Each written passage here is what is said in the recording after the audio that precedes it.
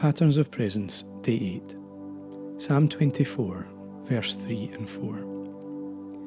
Who may ascend the mountain of the Lord? Who may stand in his holy place? The one who has clean hands and a pure heart, who does not trust in an idol or swear by that which is false. Movement is a clear call of the Christian faith. There is this constant call to come higher, to go deeper, to step out, to step in, to break through, or just to keep going. Momentum is a huge part of the pursuit of faith, and Psalm 24 reflects this. Because we're told that God has a holy place. The holy place in the psalm is described as belonging to him, it's his. Now we understand that God is holy and where he is holy, so it's not unreasonable to think that this holy place that is described is the place of his presence, particularly when it's described as being on the top of his mountain. The phrase mountain of the Lord does feel like one of the many metaphors that we find within the Psalms, but to the Old Testament readers it would have had a specific meaning. It referenced the place and space of God's presence. Specifically, the place and space where God came down as the burning fire in the cloud, when with thunder, lightning and trumpet blast he came in that phenomenal description that sounds like an oxymoron. He came down and stood on the top of the mountain. Only God can come down to the top. But this descending to the top of the mountain saw Moses ascending up the mountain. It saw him changing his position to be where God was. Moses went up what was known as the mountain of the Lord to be in God's presence. And more than once we read this. It wasn't just a single occasion. It was a pattern. To be fair, this pattern was seen whether it was on the top of a mountain or within the tent of meeting. Whenever God spoke or came close, Moses moved from where he was to where God was. And the amazing thing about God is that he does come down and he does turn up. Sometimes with the suddenly, sometimes with the mighty rush or the angelic fanfare, sometimes in the company of outstanding manifestations. Other times, he's just there. In the still, small voice, the quiet assurance within our soul, or the powerful awareness of his presence around us. If we're honest, with God it's not always about a coming down or turning up type experience. More often than not, it's actually about our ability to see what already is there. To recognise that he's actually always been there. He's always been in the space and moment. We just haven't opened the eyes of the heart or tuned our focus to see what has been in front of our faces all along. Either way, whether it's the sudden manifestation or the awareness of being where he already is, this transition into his presence involves, well, a transition.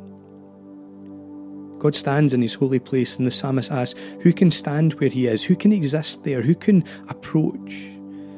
And as he answers his own question, he's careful to warn us that the approach involves an ascending. And this ascending isn't about God being out of reach, but rather this is about the fact that to be in his presence involves transition.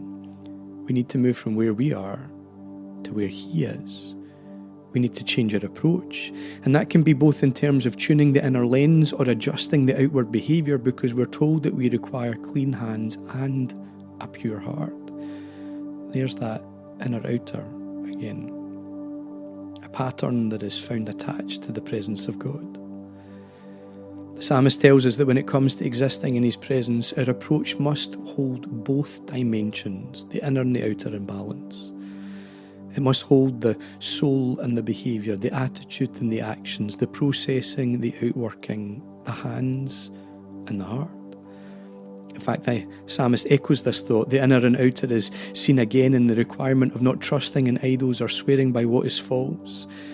The inner is seen in what the heart is attaching its trust to. The outer is seen in what the mouth declares. Both dimensions are involved in the approach of his presence, and both involve transition. An inner and outer transition, a transformation, you could say, towards that which is pure and clean, correct and true. Our faith is not about idols and statues. It's not stagnant, it's not intellectual or academic, it's not empty, because it involves movement and momentum. We are invited to approach God, to stand where he's standing, to ascend, to move from where we are to where he is. And this transition involves, transition. An inner and outer change that is seen in moving towards the pure, the clean, the correct, and the true.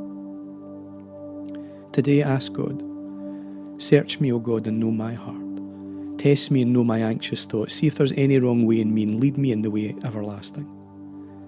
Ask Him to release momentum in the inner and outer dimensions of your life, in your heart and in your thoughts, in your ways and in the very outworking of your life. To prioritise His presence is to recognise the pattern that accompanies His presence. There is an inward and outward experience of His presence, and moving from where we are requires movements in the inward and outward dimensions of who we are. Who may ascend the hill of the Lord? Who may stand in His holy place? The one who has clean hands and a pure heart, and does not trust in an idol or swear by what is false. I won't run from the crushing. I'll hold on through the pain. What I lose means nothing next to what I gain. Come tear down every idol, so this heart won't stray. Don't let me stray. I just wanna be your sanctuary, a dwelling place for grace and mercy. Keep sifting me till everything is on the threshing floor.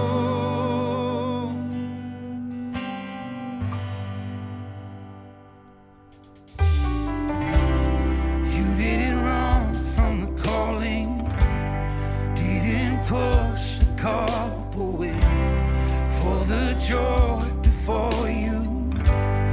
You endure my shame. After all that you went through, how can I ever complain? Forgive me, Lord. Oh, I just wanna be your savior.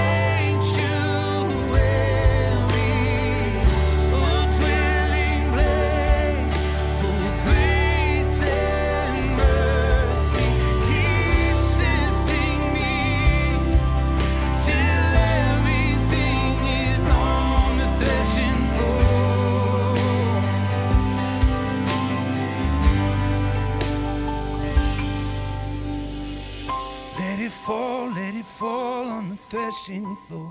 Everything that's between you and me, Lord. You and me, Lord. Let it fall on the threshing floor. Everything that's between you and me, Lord. You and me, Lord.